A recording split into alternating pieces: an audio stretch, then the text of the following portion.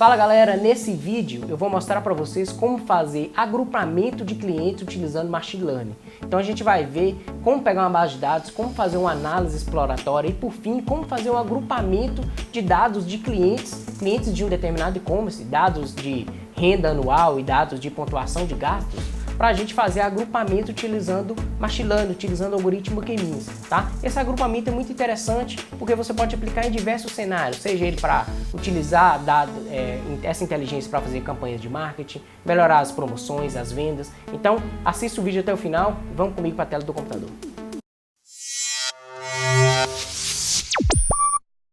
Então, pessoal, continuando a nossa aula aqui, a gente verá hoje como fazer análise e agrupamento de clientes utilizando o K-Means. Por que análise?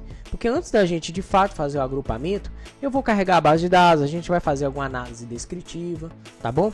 Para a gente entender no cenário real quando você pega uma base de dados. Você tem que fazer uma análise dela primeiro antes de aplicar qualquer técnica, beleza? O foco não é a análise exploratória, o foco aqui é a gente fazer o agrupamento de dados utilizando o K-Means, tá bom? A gente vai fazer uma análise nem simples assim por cima para a gente entender qual a base de dados que a gente está trabalhando, tá? E antes de começar de fato, é importante falar que nesse artigo eu não vou explicar como funciona o algoritmo K-Means. Eu espero que você já tenha esse conhecimento. E se você não tiver, você vai clicar no card que vai aparecer aqui em cima ou no link aqui da descrição do vídeo, onde tem um artigo bem completo que eu desenvolvi sobre o algoritmo K-Means, tá? Mostrando como que ele funciona, quais são as etapas, todos os detalhes, tá? Entrei bem profundo como que o algoritmo K-Means funciona. Então, se você não conhece o algoritmo K-Means, essa técnica não supervisionada para fazer agrupamento de dados, é interessante que você veja esse artigo, tá bom? Para você se situar aqui na aula. Então, vamos lá. O primeiro passo é a gente importar as bibliotecas e logo em seguida a base de dados que a gente irá trabalhar. Então, para esse tutorial, para essa aula, eu vou trabalhar com as bibliotecas NumPy, Pandas, Matplotlib, Seeable, Plotly, Scikit-learn e importei aqui também outras bibliotecas nativas do Python, que é o Warning e o WAS para trabalhar com o sistema operacional, tá? Essas bibliotecas, você que já acompanha a gente aqui no canal, que já vem assistindo as aulas, já tem um conhecimento, você já conhece, a gente sempre está trabalhando com elas. O NumPy para trabalhar com computação numérica, o Pandas para trabalhar com análise de dados, Matplotlib, Seeable e Plotly para fazer a visualização de dados, tarefas de visualização, e a Scikit-learn, que é a nossa biblioteca para a gente trabalhar com algoritmos de Machine Learning, nesse caso aqui com o algoritmo de agrupamento, o K-Means, que a gente vai usar, tá bom? Então, vou importar as bibliotecas aqui, acabei de importar, agora a gente vai iniciar a nossa análise dos dados, e para isso eu tenho que carregar a minha base de dados. E que base de dados é essa, né? Eu já importei a base de dados aqui, eu estou no Google Colab, eu já importei a base de dados aqui para o diretório Sample Data, é a base de dados Mall Customers, que tem informações de clientes. Basicamente, a gente tem poucas informações de clientes sobre suas transações em um e-commerce, tá? Então, essa seria o nosso problema. A gente quer agrupar clientes semelhantes, baseado nos dados de renda e no volume de gastos que aquele cliente fez em um determinado e-commerce. Então, para isso, eu vou carregar a base de dados. O que eu estou usando aqui? Eu estou usando o método aqui readCSV, que eu quero ler a minha base de dados, é um arquivo CSV, e criei um data frame que eu chamei de IDF. Então, uma vez que eu carreguei a base de dados, é uma base de dados pequena, para a gente entender como funciona a base de dados de teste, tá? E eu tenho as informações. Eu tenho o Customer ID, ou seja, é o ID do cliente, né? O código do cliente, é simplesmente um sequencial. Eu tenho o sexo do cliente, o ano, no caso a idade do cliente, a renda anual, aqui em valores que ele colocou um K aqui, significa nessa anotação de 1000, né? Então no caso aqui o primeiro aqui é 15 mil anual.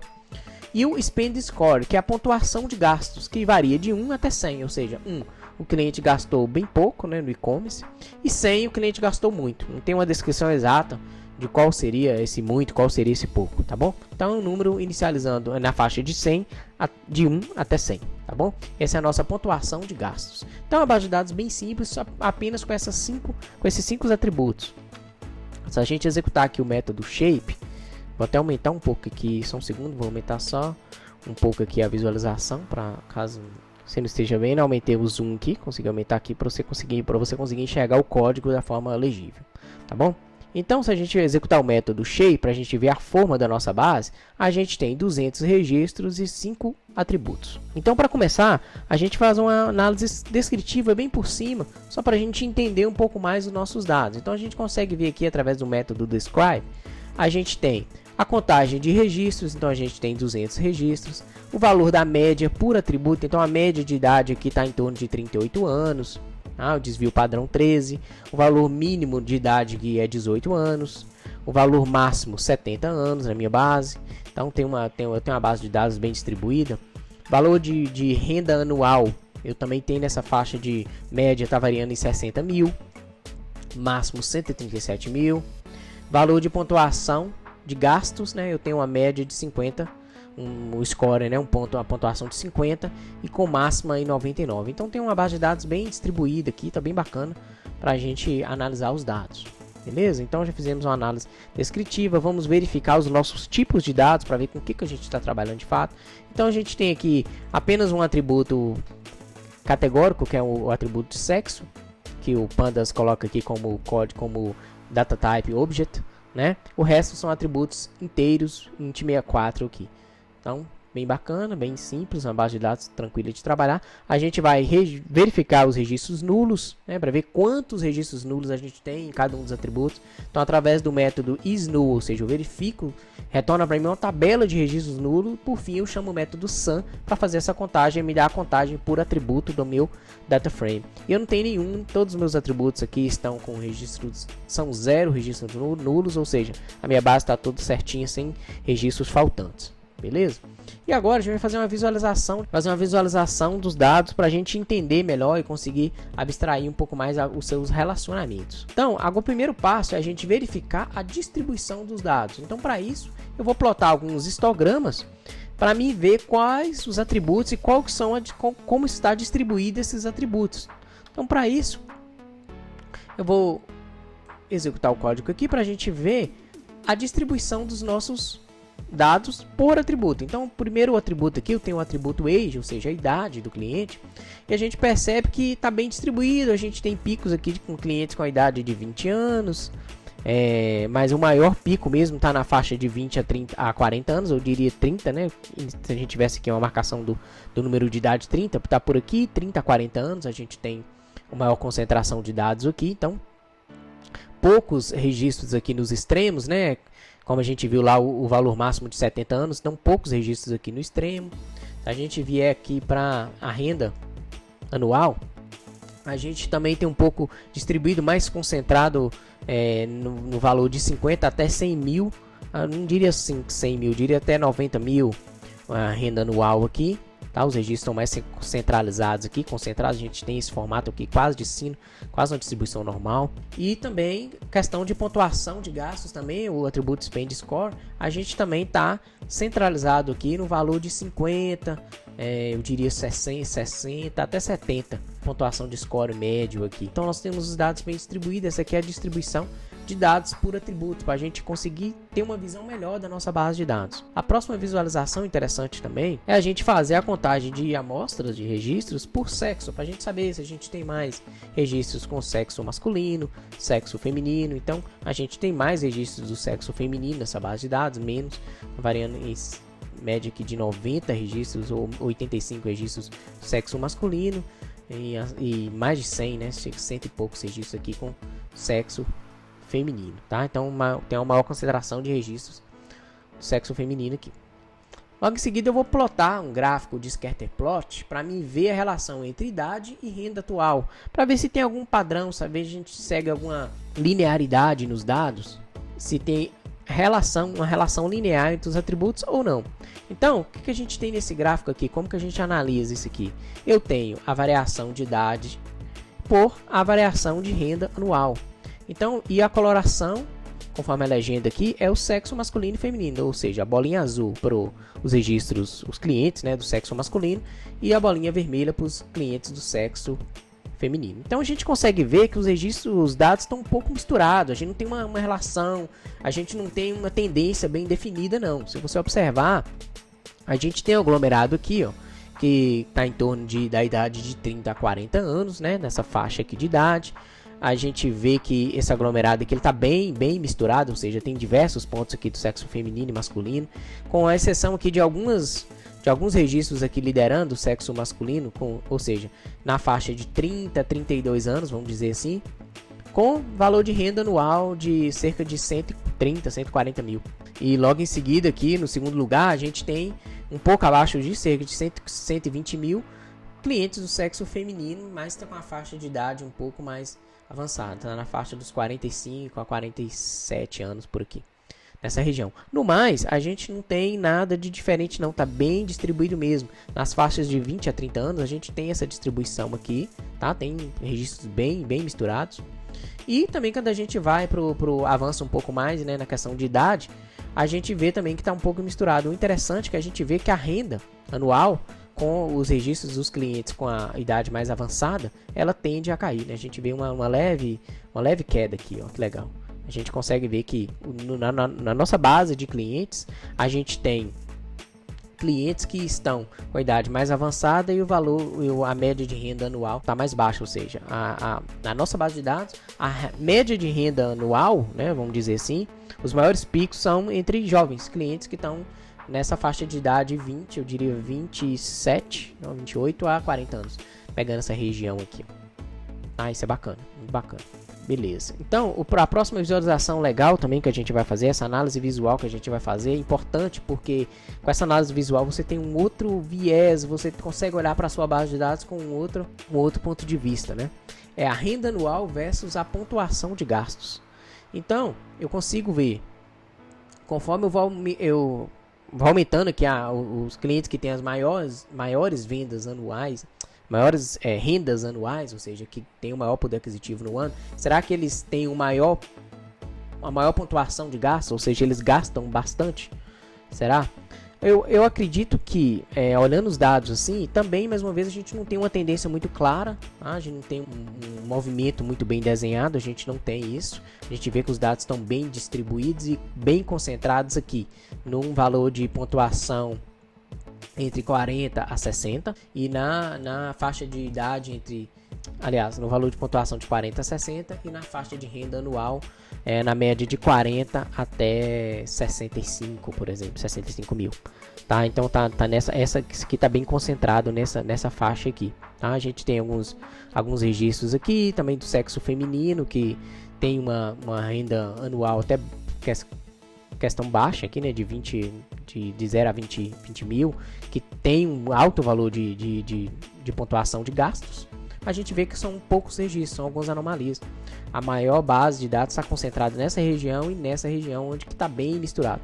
A gente tem o valor de renda anual, a média de 80 mil, com um alto valor de pontuação de gastos, e também a gente tem uma relevância aqui de volume de clientes com a renda de 80 mil anual, também com valores baixos de pontuação de gasto. Então, como eu disse, a gente não tem um movimento muito bem definido aqui nesses dados, não. Tá tudo muito bem distribuído aqui. E por fim, a gente vai visualizar agora a distribuição de idade, renda anual e pontuação de gastos segmentado por sexo, tá? Antes da gente entrar de fato no agrupamento. Então, com esse gráfico, a gente tem aqui como se fossem algumas ondas, e a gente segmentou pelo sexo, ou seja, em cima aqui são os valores do sexo masculino, dos clientes do sexo masculino, e embaixo os registros dos clientes do sexo feminino. Olhando a grosso modo, a gente olhando no geral, podemos ver que a gente tem a gente não tem um comportamento tão diferente assim entre os clientes do sexo oposto, não. A gente vê aqui, ó, que eu tenho a maior concentração de idade do sexo feminino, tá nessa faixa também de 20 a 40 anos, e aumenta um pouquinho aqui de 40 até, diria, 60 anos aqui do sexo masculino, essa onda então um pouco maior. Já para o sexo feminino, na faixa de idade entre 20 e 40 anos, eu tenho uma maior concentração. Você vê que a onda aqui é um pouco mais larga, né, mais alta, e ela se mantém aqui até cerca de 50 anos, tá? Bem larga, inclusive até pelo volume de dados de eu ter clientes mais do sexo feminino que do masculino. Isso influencia também nessa análise aqui, mas assim, a grosso modo a gente vê que estão bem parecidas as duas ondas e os dois cenários aqui.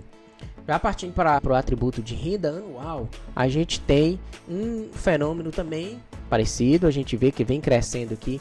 Se a gente tem poucos registros de clientes, tanto do sexo masculino quanto do sexo feminino, na faixa de renda anual de 0 a 50 mil, e esse valor se concentra aqui nessa faixa de 50 a 100 mil registros. Então a gente pode ver que essa raia aqui, ó, essa raia aqui onde que a maior proporção aqui da onda, onde que concentra mais o registro, também para o atributo de renda anual, tá? Dos dois sexos, é bem parecido.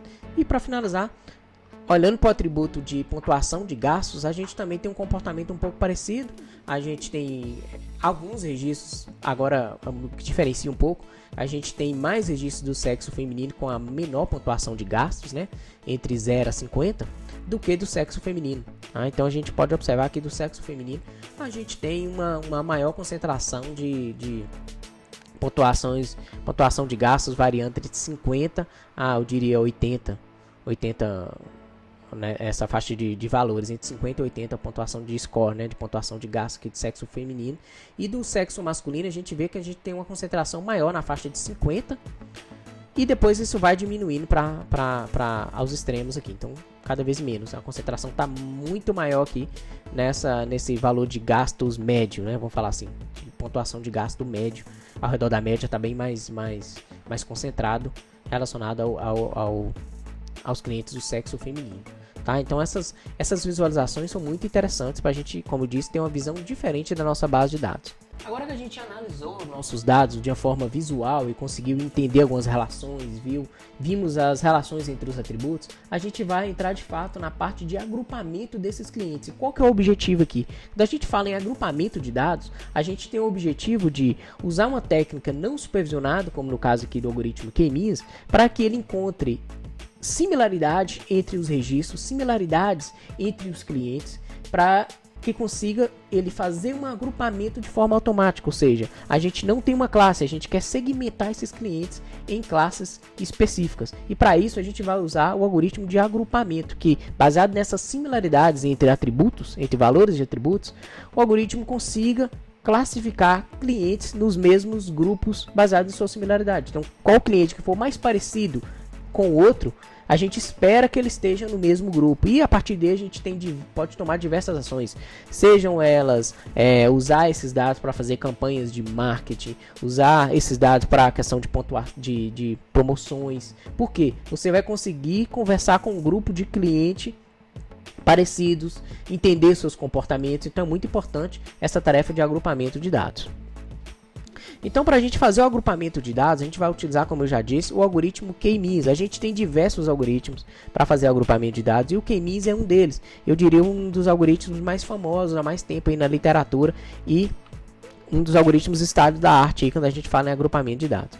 O algoritmo K-means é um algoritmo simples, é uma técnica não supervisionada que, como eu disse, se baseia no conceito de similaridade, de distância, para poder colocar em grupos semelhantes as amostras de dados que são semelhantes, tá? Caso você não conheça o algoritmo K-means, como eu disse, vai aparecer um card aqui no vídeo, ou então no link aqui da descrição eu vou deixar o link completo para um artigo conceitual no blog que eu escrevi aprofundando sobre o algoritmo K-means. Isso também pode ser o tema de uma outra aula só específica de como o algoritmo K-means funciona.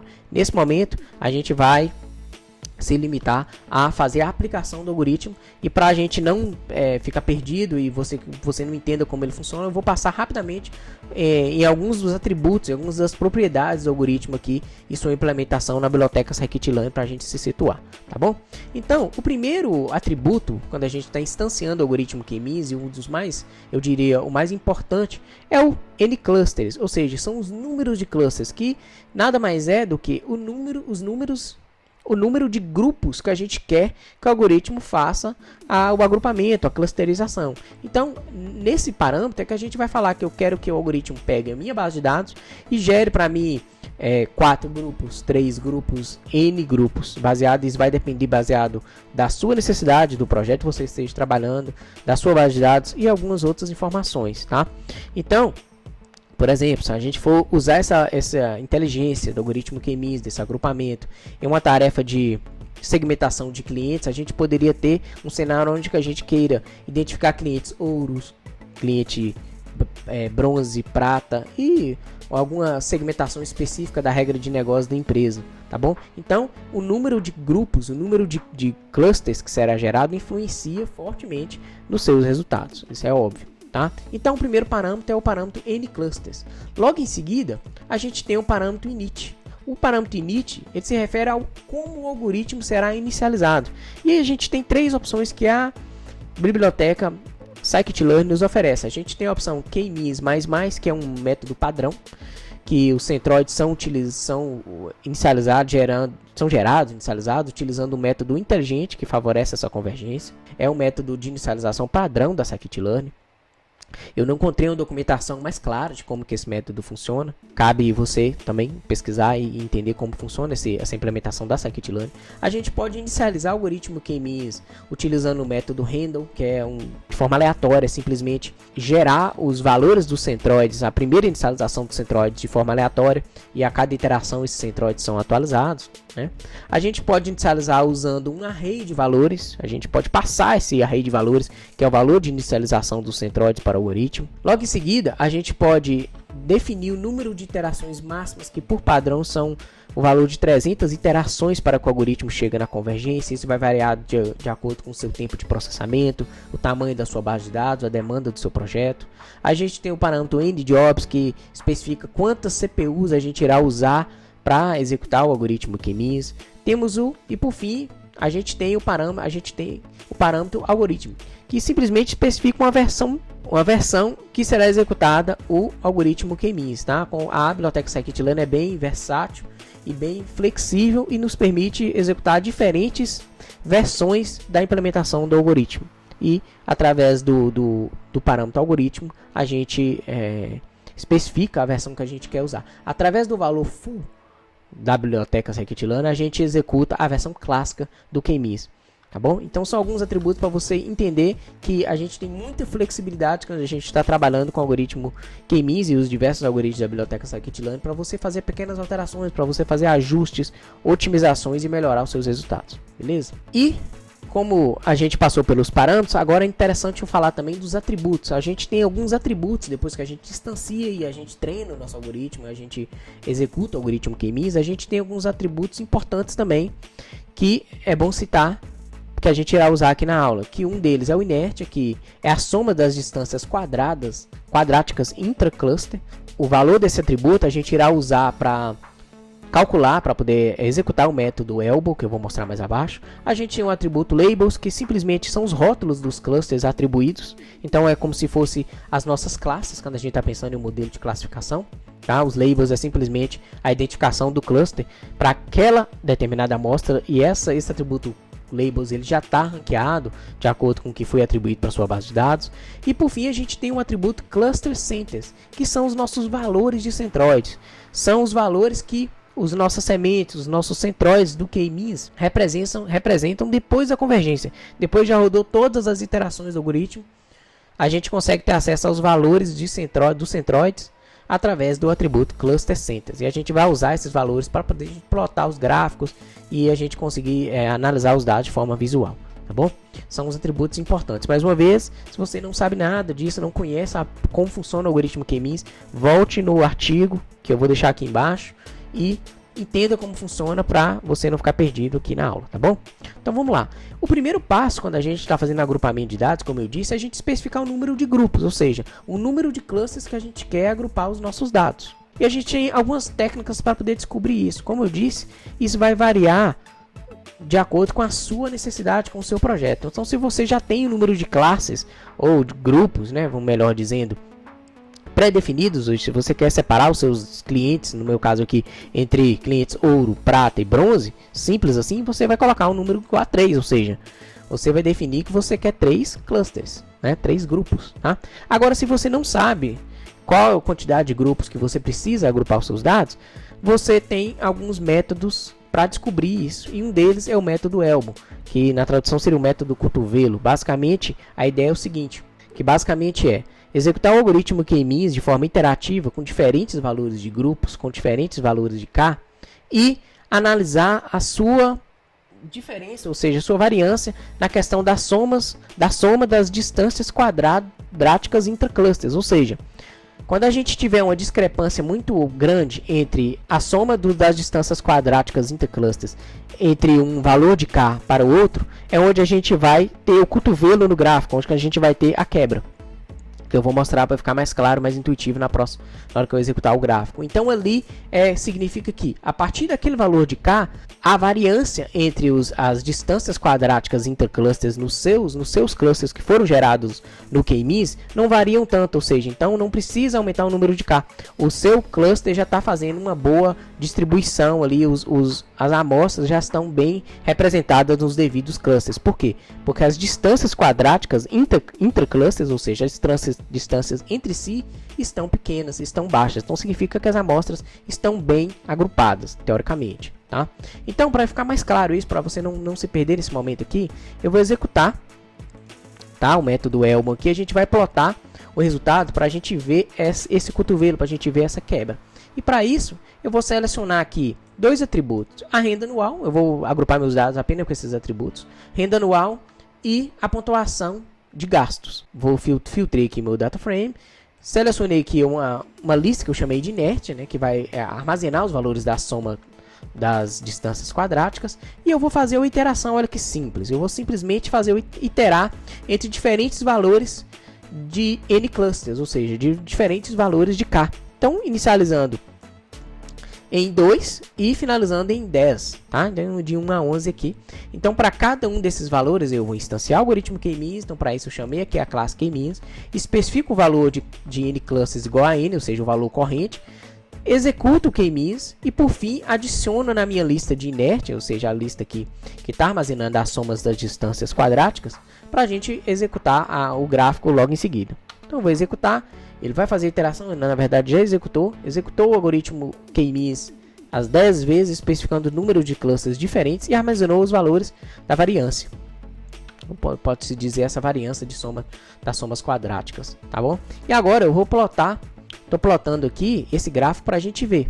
Então, conforme a gente pode ver aqui, fica claro no gráfico, conforme a gente aumenta o nosso número de clusters, a gente diminui as somas das distâncias quadráticas interclusters. Até estende a ser igual a zero. Por quê? Porque se a gente especifica o número de clusters total, a gente significa a gente terá um cluster para cada amostra, correto? Então, as somas das distâncias quadráticas intercluster será zero. Então, a gente pode observar que a partir do número 4 aqui, ó, a gente tem seria a partir do número 3 ou 4 aqui, a gente tem esse cotovelo, essa quebra. Significa que a soma das distâncias, ela é reduzida, ela vai caindo de forma drástica. A gente tem o primeiro ponto aqui, depois aqui, o terceiro aqui. A partir do quarto ponto, as somas das distâncias elas são minimizadas aqui, até tende a dar uma estabilizada. Então, teoricamente, o método Elmo prega que o valor ótimo do número de K seria igual a 4, já que as somas das distâncias quadráticas não tem tanta relevância conforme o número de clusters que vai sendo aumentado, tá? Tem outras formas de calcular e tem outras formas de a gente tomar essa decisão do número de K, utilizando o método Elmo também, através da distância, através de plotar uma reta aqui entre o primeiro ponto e o último aqui, calcular as distâncias entre os pontos, tá? Tem outras formas também, mas basicamente essa é a ideia. Depois a gente pode aprofundar nesse detalhe aqui, tá bom? Então, para o nosso exemplo aqui, eu vou especificar que o meu valor de K é igual a 4, ou seja, eu tenho essa demanda de agrupar os meus registros, agrupar os meus clientes em 4 grupos. Eu identifiquei aqui que o meu valor ótimo do número de grupos é igual a 4, tá? Que é o valor que diminui, ou seja, que a partir daí tem uma estabilização na questão das somas quadráticas aqui. Beleza? Então, o próximo passo é eu inicializar e computar o algoritmo K-means com valor de 4, ou seja, eu quero que agrupe esses dados para mim, agrupe esses clientes em 4 grupos distintos. Então, para isso, eu chamei o método K-means, passei o parâmetro nClusters igual a 4, não especifiquei nenhuma outra configuração e executei o método fit para poder fazer a execução do algoritmo K-means de fato, tá bom? Passando os meus dados para ele. Então, já executou o K-means, já gerou os grupos. E agora, o próximo passo, eu quero visualizar os grupos criados e os seus centroides. Eu já gerei os grupos, eu pegar esses resultados, eu quero visualizar aqui de forma gráfica para a gente entender, para a gente conseguir ver esses grupos, né? Como se a gente conseguisse ver o resultado dos grupos. Demora um pouquinho, porque esse código desse gráfico é um pouquinho mais complexo, que eu coloquei para executar aqui e mostrar para a gente de forma visual essas fronteiras, então tá lá. Então vamos entender como que funciona aqui. Então eu já fiz o agrupamento. Observe que eu tenho os meus pontos e eu pedi para que o algoritmo K-means agrupasse para mim os registros, agrupasse para mim as amostras em 4 grupos. Então ele gerou 1, 2, 3, 4 grupos. E cada grupo ele tem o seu correspondente centroide. Ou seja, eu tenho esse ponto vermelho aqui representando o centroide desse grupo. E o que é o centroide? Tá? O centroide é o ponto referência. É onde todos os outros pontos fazem o cálculo de distância para definir se esse ponto será atribuído a esse grupo, o grupo aqui dos amarelinhos, ou a esse grupo aqui dos registros azuis. Então o centroide é o ponto referência, tá? É o ponto do centro. Então eu plotei o centroide aqui com a cor vermelha para ficar mais claro. Então a gente tem aqui nossos grupos, a gente pode observar que aparentemente os nossos registros eles foram bem agrupados. A gente tem aqui aqui nos extremos, né, nas bordas aqui, vamos dizer aqui nas fronteiras, a gente tem alguns registros que a gente poderia ficar um pouco na dúvida, né, de qual grupo aquele ponto seria atribuído, né? A gente pegar esse verdinho aqui, aparentemente a distância para esse centroide está menor do que a distância para esse centroide. Então tem alguns pontos que dá um pouco de confusão, que parece que o algoritmo pode ter errado, né? Ele poderia estar melhor representado aqui. Já tem outros que a gente vê claramente que o ponto está muito mais próximo desse centroide aqui, então. E a gente tem aparentemente a gente tem uma separabilidade boa. É como se o algoritmo K-means conseguiu fazer um bom trabalho, né? Ele conseguiu separar bem os registros, tá? Essa é a primeira visualização. E para a gente analisar os dados dos dados agrupados, a gente tem diversas técnicas, diversas abordagens. Uma delas é a Silhouette Score, que é uma pontuação que mede essa variância intragrupos, que consegue me falar se os meus dados foram bem agrupados. Como uma técnica não supervisionada, você tem que recorrer a esses métodos estatísticos para ter uma melhor precisão, tá bom? Eu depois pretendo fazer um vídeo mostrando como que isso funciona. A gente pode fazer um vídeo focado nessas métodos de avaliação de clusters, de grupos, mas não é o foco dessa tutorial aqui, tá bom? E para analisar os grupos, os dados agrupados, o que eu vou fazer? Eu simplesmente criei um atributo no meu data frame que é o valor dos rótulos, ou seja, é os valores que o algoritmo K-means atribuiu aos meus pontos de dados. E se eu executar aqui o método head, eu consigo ver esse novo atributo que eu chamei de clusters. Então, a gente consegue observar aqui, para essa amostra, ó, o cliente 1, sexo masculino, a idade 19, o valor de renda anual de 15 mil, a pontuação de gastos, o valor de 39, foi atribuído ao cluster 2. Já a segunda amostra foi atribuída ao cluster 0. A terceira ao cluster 2 e assim por diante, tá? Então, através do método do atributo labels aqui do scikit-learn, né? Uma vez que eu já executei o K-means, que eu chamei de algoritmo aqui, eu consigo pegar os labels, ou seja, eu consigo pegar a atribuição, qual grupo aquela amostra foi atribuída, tá? E aqui, uma vez que a gente tem essa amostra atribuída, eu vou fazer um agrupamento. Mais uma vez, vou pegar o meu data frame agora, sem executar o K-means, nada. Vou simplesmente agrupar os meus registros pelos clusters. Vou excluir as variáveis custom, id e age, que foram as variáveis que a gente não usou para fazer o agrupamento. E excluir as variáveis e a gente vai executar o método describe para a gente analisar aqui as informações aqui de média entre os grupos. Então a gente pode observar aqui, para o grupo 0, a gente tem o valor médio aqui da renda anual, né? O valor médio da renda anual de 45 mil. Já para o grupo 1, a gente tem um valor médio de 87 mil. Para o grupo 2, a gente tem um valor de 26 mil. Para o grupo 3, a gente tem um valor de 86 mil. Então, para o grupo 1 e para o grupo 3, a gente tem um valor médio parecido, 87, 86. Pode ser que aqui o K-means pode ter dado uma confusão nesses dois grupos. Pode ser que tem pontos bem similares e eles ficaram em grupos diferentes. Ou não. Isso eu estou avaliando um atributo só, tá bom? E aqui a gente tem os outros atributos aqui. O valor máximo para o grupo 0 é 69. Para o grupo 1 eu tive 137. Para o grupo 2 o valor máximo é 39. Já no grupo 3 eu também tenho 137. Então mais uma vez que pode ter tido uma confusãozinha aqui. Pelo menos para esse atributo. Já para o atributo de pontuação de gasto, a gente vê que a gente tem o valor médio em 56, tá? Pro cluster 0, 18 para o cluster 1, 20 para o cluster 2 e 82 para o cluster 3. Então observe que aqui, ó, se a gente comparar os dois atributos, os dois atributos e o valor da média de cada um dos atributos, a gente vê que o grupo 1 e o grupo 3, eles têm sim uma separabilidade. No grupo 1 a média é 87 mil do valor da renda, já na pontuação de gasto a gente tem um valor de 18. Para o atributo, também renda anual, para o grupo 3 a gente tem um valor de 86 mil, já o valor da média aqui, o valor de 82, se bem que são escalas diferentes, né? Mas o QMIS achou uma separabilidade aqui, tá bom? Isso é bacana que a gente consegue ver agora os resultados entre os grupos e comparar as suas métricas. Então, basicamente foi isso, essa era a proposta dessa aula aqui, é mostrar a você como utilizar o QMIS para fazer agrupamento de dados. A gente agrupou os dados de clientes e, como eu disse, isso pode ser usado em diversas ações de marketing, de vendas, de estoque, de promoção, enfim. Vai depender da necessidade do seu projeto, tá bom? Se você tiver gostado dessa aula, deixa o like aqui pra gente, deixa um comentário, é muito importante. Não se esqueça de clicar no link aqui abaixo, cair no nosso grupo, nosso canal do Telegram, para você pegar o material dessa aula, pegar todo o script, pegar o notebook, pegar a base de dados que a gente trabalhou, tá bom? E a gente se vê na próxima aula. Um abraço.